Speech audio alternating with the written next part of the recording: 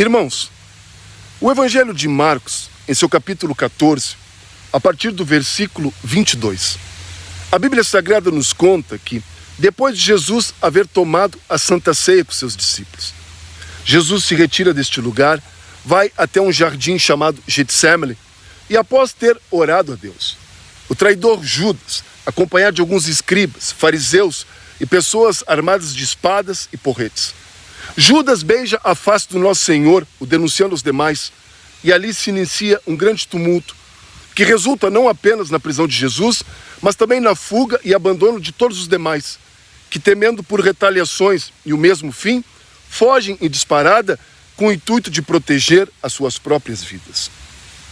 E neste mesmo capítulo 14, nos versículos 51 e 52 deste Evangelho, a Bíblia nos traz o relato de um jovem que, acompanhando tudo de longe, também se desespera com tudo que ali estava ocorrendo e, deixando cair o seu lençol, foge desnudo, em disparada, tentando também, assim como todos os demais, fugir da multidão e assim também preservar a sua própria vida.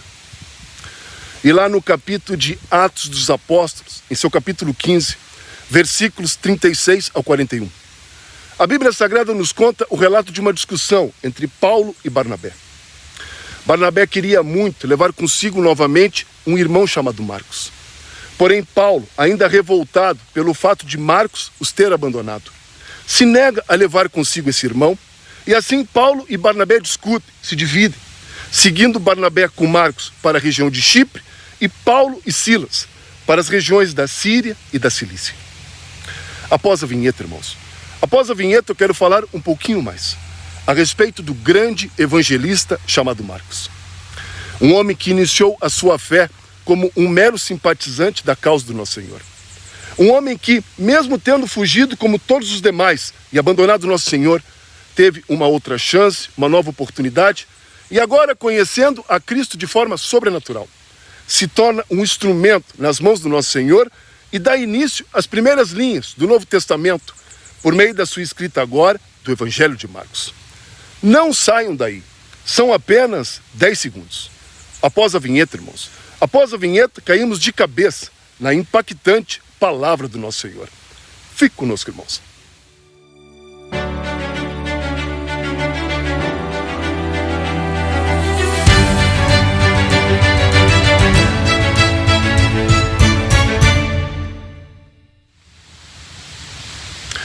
Irmãos, talvez passe desapercebido por muitos de nós, mas esse jovem descrito no capítulo 14, versículos 51 e 52 do Evangelho de Marcos, segundo estudiosos e renomados teólogos, seria nada mais e nada menos do que o próprio evangelista Marcos, que na noite, quando Nosso Senhor é traído e preso por soldados da época, estaria ali de curioso, escondido, assistindo tudo de longe, e que na hora da confusão, no ato da prisão de Jesus, se assustou, correu da confusão, deixou cair o lençol que cobria e, segundo a palavra de Deus, bateu em retirada, tentando proteger a sua própria vida e se afastando da confusão que naquele momento se criara.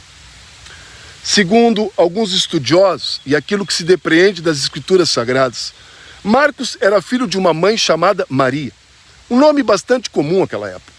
E que, segundo relatos de estudiosos, Marcos pertenceria a uma família abastada, de posse, bem-sucedida à época, e que, segundo o livro de Atos, em seu capítulo 12, verso 12, oferecia a sua própria casa, de modo que muitos irmãos ali se encontravam, congregavam, e ali também oravam e repartiam pão.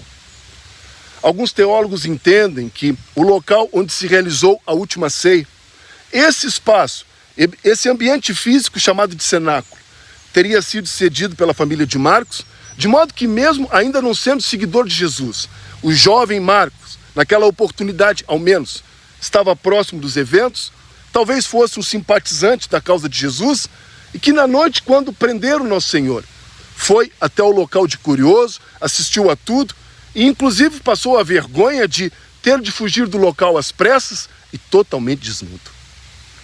Observe que Marcos aqui, ao narrar essa sua situação no seu evangelho. Aliás, frise-se, irmãos, esse relato é descrito apenas e tão somente aqui no Evangelho de Marcos. Marcos aqui, observe, nos traz uma confissão positiva e uma outra confissão negativa. A confissão positiva seria no sentido de ele, Marcos, poder afirmar: eu estava lá, eu vi tudo o que aconteceu.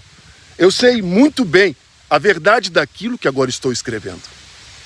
E a confissão negativa, que o evangelista Marcos também poderia nos trazer, seria no sentido de dizer a todos que, assim como os demais, na hora do aperto, eu também abandonei o meu Senhor.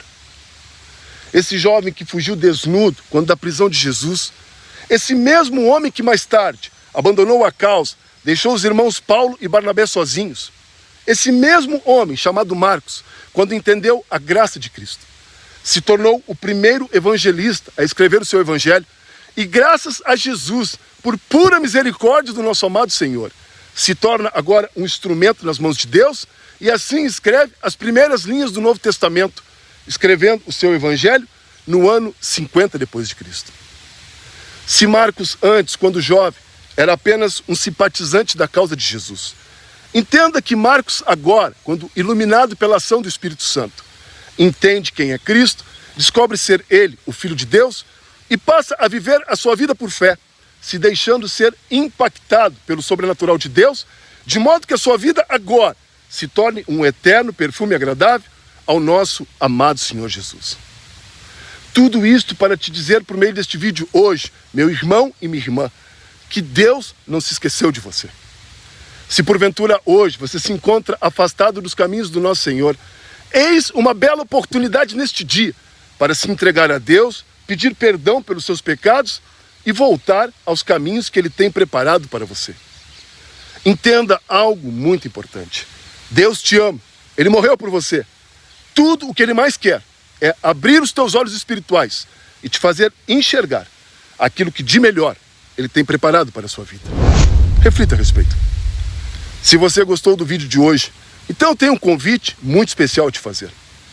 Neste domingo agora, às 10 e 19 horas, o pastor Paulo Ben nos trará uma palavra abençoada a respeito deste mesmo assunto que tratamos hoje aqui neste canal.